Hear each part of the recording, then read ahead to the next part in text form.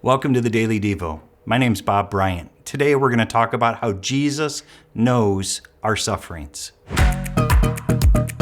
When it comes to flying on airplanes, I generally need to reserve a seat on the aisle. Are you an aisle person, a middle person, or a window person?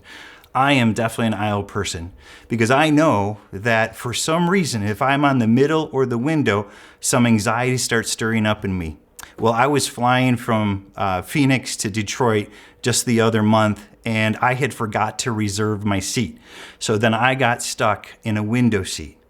And I can't tell you how I wanted to crawl out of my skin. I was doing fine about an hour into the flight, and then all of a sudden, something triggered inside of me that I can't explain because it doesn't ever happen other than those situations on the plane.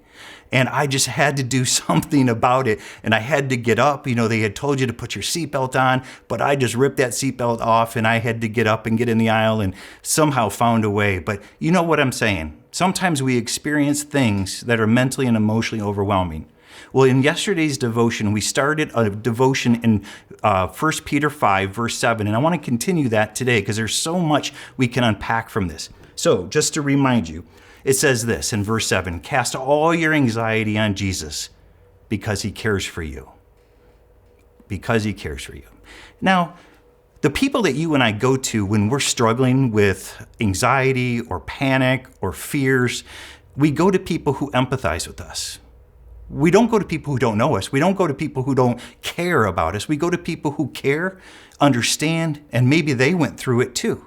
And if you can find somebody who went through what you are going through, they are such a good person to help you through that valley.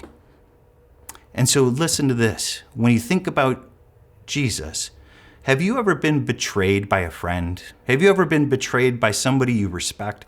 Been betrayed by somebody you love? Somebody who's close to you? It just hurts so much more. The closer they are to you, and if they betray you, turn upon you, it hurts so much. Was Jesus ever betrayed? He sure was. Of course he was betrayed by Judas, but what about Peter? Peter was not only one of the 12 apostles, he was in the inner circle of the top 3, the inside circle, the closest of friends, and he betrayed Jesus. So if you get betrayed, you have a friend in Jesus that knows what it's like. How about this? Have you ever lost a loved one to death? Jesus did. Do you remember how he lost Lazarus? Lazarus had died and Jesus wept. He felt all the human emotion. Even though he was going to resurrect him, he felt all that human emotion of death and separation and sadness. If you've lost somebody that you love, Jesus can empathize. He knows your sufferings. Have you ever been talked bad about, slandered, lied about? Things that have been told falsely about you, posted online about you, and they're just terrible lies. Jesus was constantly talked bad about, lied about, and he understands and knows your sufferings. Have you ever felt like God wasn't answering your prayers, or God wasn't listening to you, or not saying yes to you? Even Jesus knows that challenge. He was in the Garden of Gethsemane praying to his Father, saying, if there's any way that this cup can be taken from me, the cup of suffering on the cross, but not my will, but your will, Father. That prayer wasn't answered in the affirmative. Jesus understands what it's like.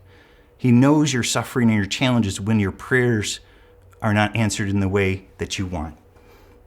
Verse 7, cast all your anxiety on Jesus because he cares for you.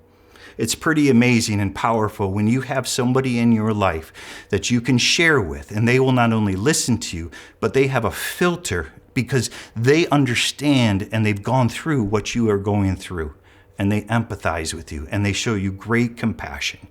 I want you to know, Jesus has gone through this suffering. So when it says cast your anxiety on him, you're going to somebody in prayer who understands the hurt that you're going through.